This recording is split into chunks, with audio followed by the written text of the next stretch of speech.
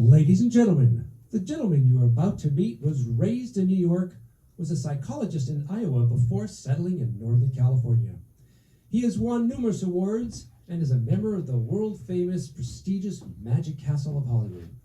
He has performed for such notable organizations as Google, Hulu, Cisco, Pinterest, and New York Life.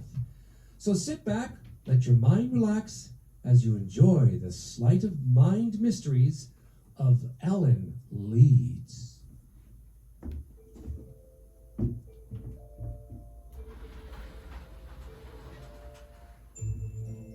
Happy Halloween.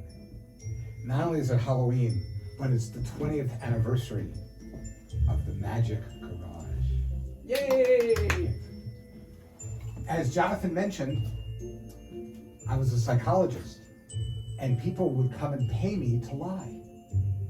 And I had to figure out how to help people, even though they were lying to me. And there was a gentleman named Paul Ekman who talked about how to identify why people and when people are lying, as long as they have strong emotions. And I thought, well, Halloween, this is a perfect time with tricks and treats for strong emotions. And I'd like to demonstrate that today, if that's okay with everybody. Good. In order to do it, I'm gonna have some people, I need some volunteers. So, and they'll be closer, I think. So you wanna hold these here. I'll put these two here. Here's the pencils. And this person's over here. Okay, on your piece of paper, what I'd like you to do is write down a treat you got when you were in a Halloween costume out on the streets 10, 15, 20 years ago when you were trick-or-treating. And on that, where it says treat, just put down the name of that treat. Okay, while you're doing that, let me talk a little bit about my favorite treat. My favorite treat, when I was trick-or-treating as a kid, was Chunkies. Many of you like Chunkies? Yes. And it said on it here, great to share. But then I thought, why in the world would I share something like this with nuts and raisins and chocolate? As a matter of fact, the last person I went to, I would then find out who gave me this Chunky, and I would go back to them at the end of the night when I was trick-or-treating. Okay, you've all written down the names. Please take the piece of paper and fold it so that the writing is in the inside. And then take the top and fold it down. So that way we have a small little packet that we could use. Okay, for the demonstration of lying, ma'am and sir, would you please raise your hands? Good. And yeah, you're a good one. Why don't you raise your hands too? These three people, we're going to do the demonstration of lying. For all the other people, what I'd like you to do is take your packet of information and pass it to that gentleman in green there. So pass it all to the gentleman in green. Okay, sir. I want to take all those pieces of paper and put them inside this bag. Okay, I want you to zip up the bag, please. Okay. So for the three people whose hands are raised, could you please stand up?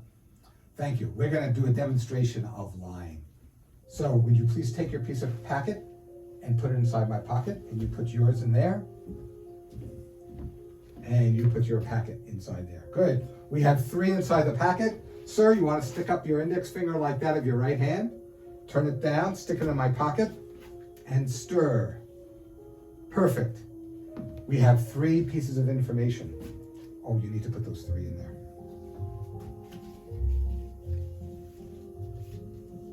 There should be three. Was there a third one?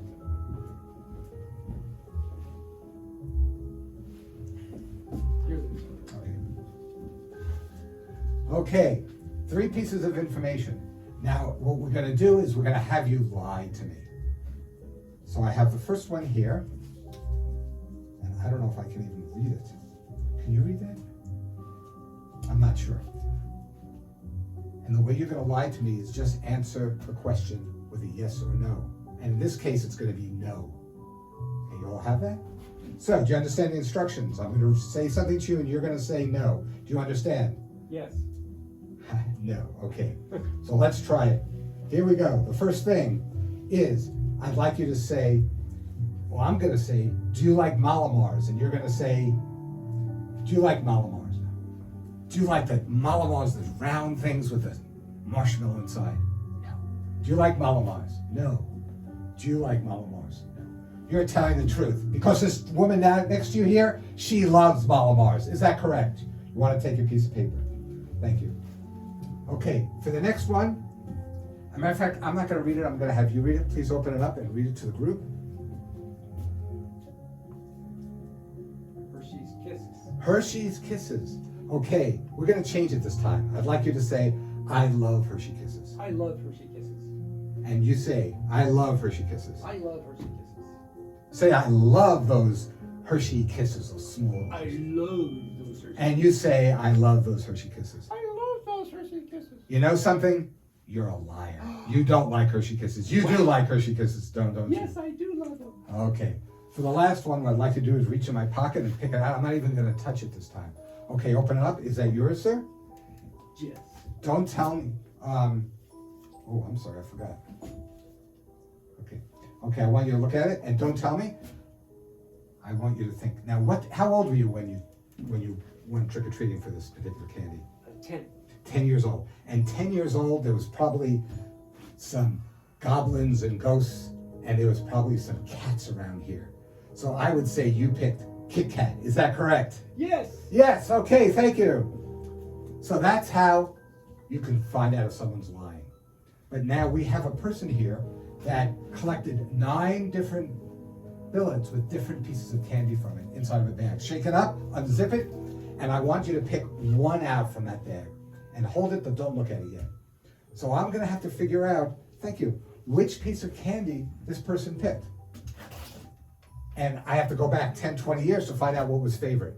And you know, I was able to find a newspaper that actually gave me the candies that were popular 20 years ago.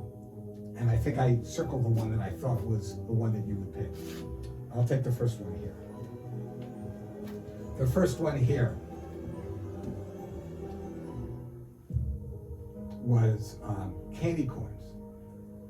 And it was said it was developed in the 1800s, and it was called chicken feed because they were appealing to a lot of the farmers. The next one here was M&M's, developed in 1939 for the soldiers in World War II so they didn't get their weapons sticky.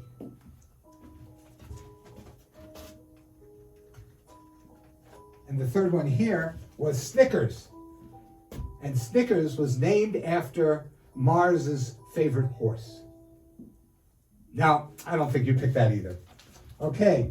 Oh, I have another one here. Good. This one here says that it was the little candies that were first wrapped. The first wrapped candy, which was Tootsie Rolls. No, I don't think it was that one either. But it was in that newspaper, you know, so maybe, I don't know, maybe I have a copy of the newspaper here. Let me take a look. Oh, here it is. Here's the newspaper. Now I just have to see if it's in here. That one? No, it's not in there here. Sir, it's not in there. There? You know, maybe it's not on this page. Or maybe it's on this page. Whoa. There we go. So it was here, was it? No, I don't see it here either. You know, I know it was in this newspaper someplace. Maybe it's on a different page. Oh, there we go. It's on. Whoa. No, it's not on this page. You know, I know it was in here. I am sure it was in here. Oh, maybe it's here. I know it was in here. It was very easy to find it. Do you see it, sir? No.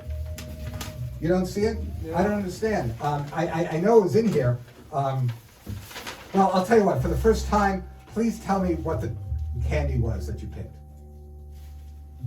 Reese's Peanut Butter Cups. Oh, I think it was in here. Here it is. Oh, there it is. Oh, no, I have to admit, that's the fun size. That's not really magical or surprise, is it? Yay! Thank you very much. My name is Alan Leeds, and this is Yana, and happy Halloween. Yay!